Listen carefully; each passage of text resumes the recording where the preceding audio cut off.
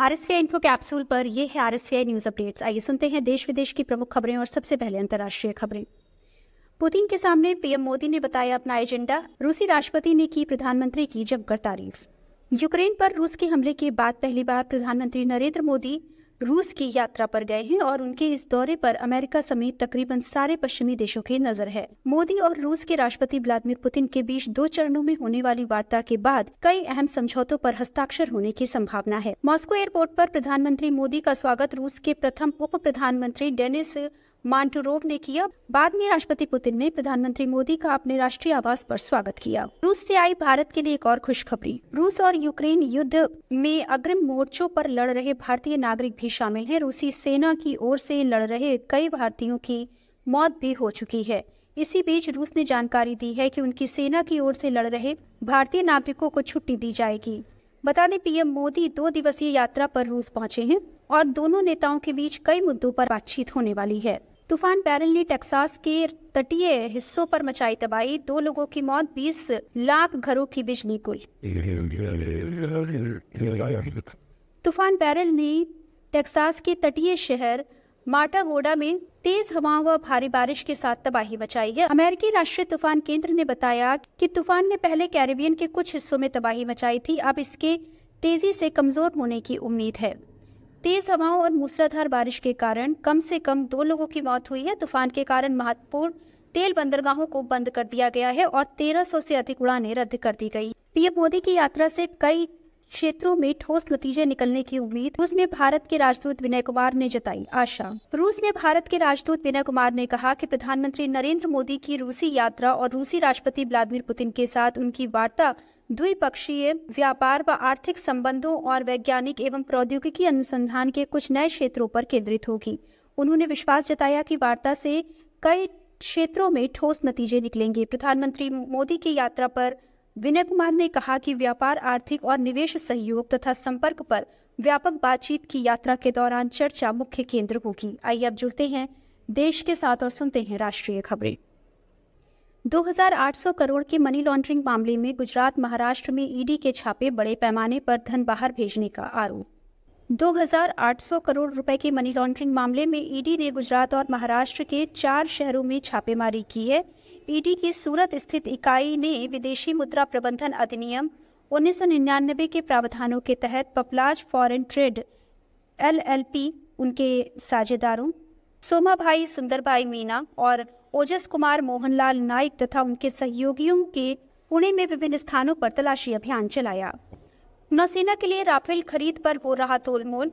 50,000 करोड़ से ज्यादा हो सकती है सौदे की कीमत। नौसेना के लिए 26 राफेल मरीन लड़ाकू विमान की खरीद के लिए भारत सरकार फ्रांस के साथ बड़ा मोल भाव कर रही है। 50,000 करोड़ रुपए से ज्यादा के सौदे के लिए इन दिनों कंपनी और फ्रांस सरकार के अधिकारियों के साथ दूसरे दौरे की वार्ता चल रही है। ये वार्ता 10-12 दिन चलने की उम्मीद है। इन विमानों की कीमत को लेकर काफी हद तक अंतिम निर्णय हो जाएगा। बाढ़ से असम में मचा हाहाकार। बाढ़ की स्थिति से असम में गंभीर हालात बन गए हैं और 28 जिलों की लगभग 23 लाख आबादी इससे प्रभावित हुई है। अधिकतर नदियों का जलस्तर खतरे के निशान से ऊपर है। राज्य में इस वर्ष बाढ़, भूस्खलन और तूफान में 78 लोगों की मौत हुई है, जबकि इनमें से केवल बाढ़ के कारण 66 लोगों की मौत हुई है। असम के मुख्यमंत्री हेमंत बिस्वा शर्मा ने कहा कि बाढ़ प्रभावित जिलों में सभी राहत शिविरों में पूरी व्यवस्था की गई है और स्थिति सामान्य होने तक आवश्यक वस्तुओं का पर्याप्त भंडार रखा गया है।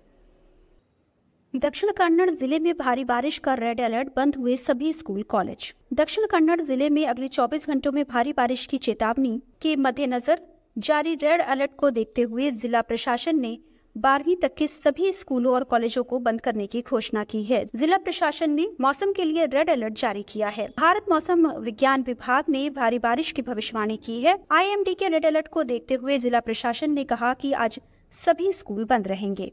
आइए अब जुड़ते हैं खेलों के साथ और सुनते हैं खेल जगत से जुड़ी ताजा खबरों का हाल। डेविड वार्नर ने रिटायरमेंट का ऐलान करने के साथ ही जता दी वापसी की इच्छा। हाल ही में खत्म हुए T20 वर्ल्ड कप 2024 के बाद कई खिलाड़ियों ने संन्यास का ऐलान कर दिया था। कुछ खिलाड़ी ऐसे थे जिन्होंने टूर्नामेंट के शुरू होने से पहले ही बता दिया था कि ये टूर्नामेंट उनका आखिरी टूर्नामेंट होगा। टूर्नामेंट खत्म होने के बाद उनका करियर भी खत्म माना जा रहा था।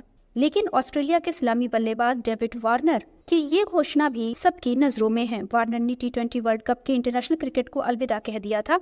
उन्होंने अब इसका आधिकारिक ऐलान भी कर दिया है, लेकिन इसी के साथ वार्नर के मन में दोबारा खेलने की ललक दिख रही है। उन्होंने कहा कि अगले साल पाकिस्तान में होने वाली चैंपियंस ट्रॉफी के लिए अगर क्रिकेट बोर्ड उन्हें बुलाता है तो वो खेलने को तैयार हैं। ICC अध्यक्ष का चयन नवंबर में होगा। BCCI सचिव जय शाह के पास इतिहास रचने का मौका। अंतर्राष्ट्रीय क्रिकेट परिषद का वार्षिक सम्मेलन इसी माह कोलंबो में होना है, लेकिन इसमें अध्यक्ष पद का चुनाव प्रस्तावित मुद्दों में शामिल नहीं है। ICC का नया अध्यक्ष नवंबर में चुना जाएगा। दावेदारों में शीर्ष पर BCCI के वर्तमान सचिव जय शाह चल रहे हैं।